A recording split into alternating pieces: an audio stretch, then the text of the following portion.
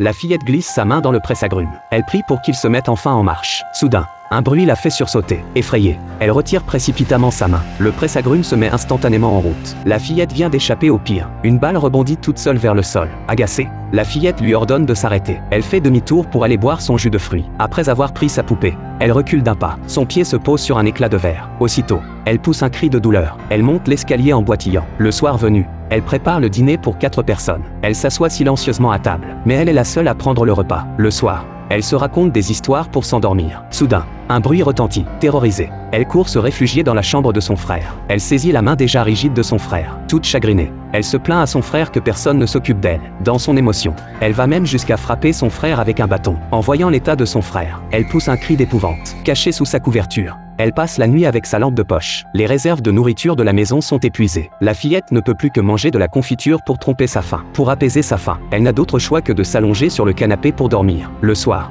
l'électricité est coupée. La fillette prend son courage à deux mains. Elle descend dans la cave plongée dans l'obscurité. Elle trouve une caisse de bougies. Elle monte une petite tente près de la fenêtre. Toute la maison est éclairée par des bougies. Soudain, éclair et tonnerre se déchaînent. La fillette se réveille en sursaut. Elle se lève pour fermer la fenêtre. Mais elle ignore qu'à la lueur de l'éclair, une ombre semble se dessiner derrière elle. La fillette s'avance pas à pas vers l'appui de fenêtre. Soudain, une ombre apparaît sur l'appui de fenêtre. Elle sursaute de frayeur. Elle fait volte-face pour fuir. Mais elle aperçoit une silhouette derrière elle. La fillette est terrifiée. Elle se précipite vers l'étage. Même sa poupée tombe à terre. Elle se cache dans la baignoire, les yeux fixés sur la porte des toilettes. On dirait qu'il y a plusieurs ombres derrière la porte. Elle plaque sa main sur sa bouche, n'osant émettre aucun son. Soudain, la porte s'ouvre. Il s'agit en fait de ses parents qui l'avaient abandonnée pour s'enfuir. Au moment où son père la prend dans ses bras, la poupée tombée au sol se met à bouger. La fillette creuse de ses mains la tombe dans le sol. Elle veut que son frère rentre à la maison. C'est alors que sa mère vient l'en empêcher. Mais le soir, on dirait que la fenêtre a été brisée par un choc. Son frère est de retour dans son propre lit. Sa mère est assise au bord du lit, pleurant sans cesse. Son père tient une pelle. Il se dresse étrangement devant la porte. La fillette n'arrête pas d'appeler « Papa ». C'est alors que la tête de son père pivote à 180 degrés. Épouvantée,